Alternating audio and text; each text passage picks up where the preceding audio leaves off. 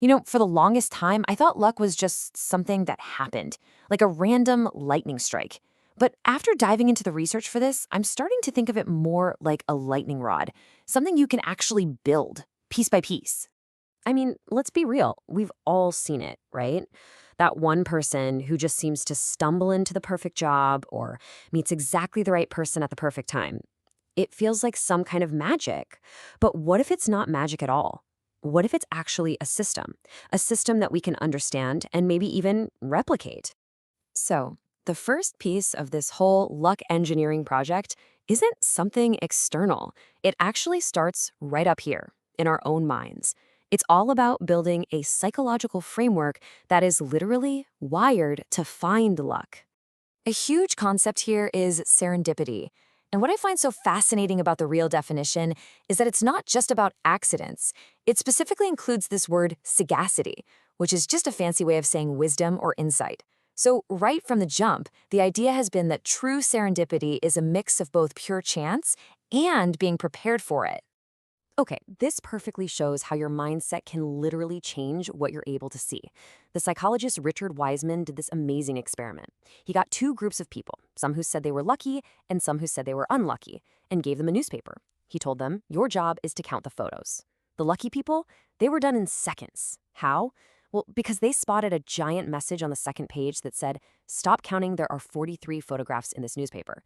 But the unlucky people, they were so focused and so anxious about counting every single photo correctly, they totally missed it. They had what the researchers called tunnel vision. So what gives some people this cognitive peripheral vision? Research points to three big personality traits. Folks who get lucky more often tend to be more extroverted, they're more open to new experiences, and they're less neurotic. And that combination kind of makes them more relaxed, more curious, and just more likely to engage with the world around them, which stops that tunnel vision from kicking in. Okay, so let's move on to the next piece of the blueprint, because it's not enough to just see opportunities. You got to be in a position to bump into them in the first place. And that is where the action engine comes in. This slide right here completely changed how I think about luck. A neurologist named Dr. James Austin talked about 4 kinds of chance.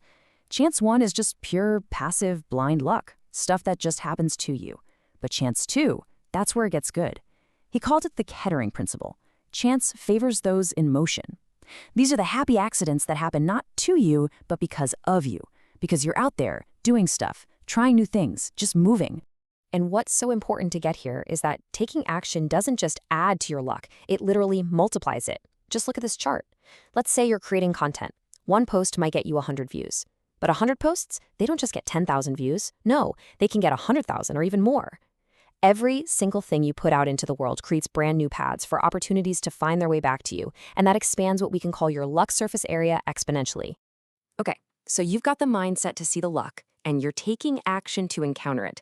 But the third part of this whole engine is about actually catching it. And for that, you need a net. That net is your network. This is from some amazing research by the sociologist Ronald Burt, and it connects everything we've just talked about. If you look at the top, those traits we mentioned, like being an extrovert, are all linked to what he calls a lack of network constraint. Now, in plain English, that just means you have an open network that connects you to all these different groups in different worlds. You become a bridge for information, and that is exactly where the most unique and the most lucky opportunities tend to live. And I want to be clear, this isn't just some feel-good philosophy. This is measurable science. This table really breaks it down. You can literally measure your network brokerage, your volume of attempts, and your cognitive openness. Each one of these is like a lever you can pull, and each one has a direct, predictable impact on how much luck you're going to encounter. All right, so we've looked at the mindset, the action engine, and the network net. So now let's try to pull all of it together into one simple, really powerful equation that you can actually use. Here it is. It's this simple. Luck equals doing times telling. Doing is the actual work. It's the research, the coding, the creating, the practice. It's all the effort you put in to build something of value.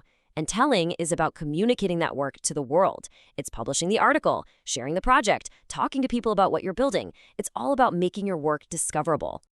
And this right here perfectly shows why it's a multiplication problem, not an addition one.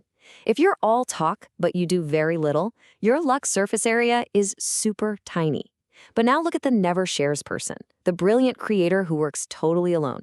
They do incredible work, but because they never tell anyone, their luck surface area is just as small.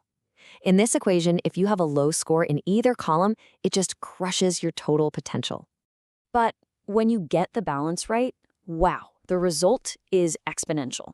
A good amount of doing, combined with a good amount of telling, and suddenly your luck surface area just explodes. It's not 8 plus 9, which would be 17, it's 8 times 9, for a total of 72. That is the engine of serendipity right there. And honestly, the best part about all this is that you can start building this engine today. This isn't some abstract theory. Here's a super simple plan. This week, just decide what a lucky outcome would even look like for you, and then publish one thing about the work you're doing, just one. Then, this month, set up a simple system to keep doing that and reach out to one new person. That's it. You've just turned the key and started the engine. So we started all this by asking if luck could be manufactured. And I think the research suggests that it absolutely can. It's a combination of an open mindset, constant motion, and a connected network, all multiplied together. So really, the only question left is the one on the screen. Now that you have the formula, what kind of luck are you going to design for yourself?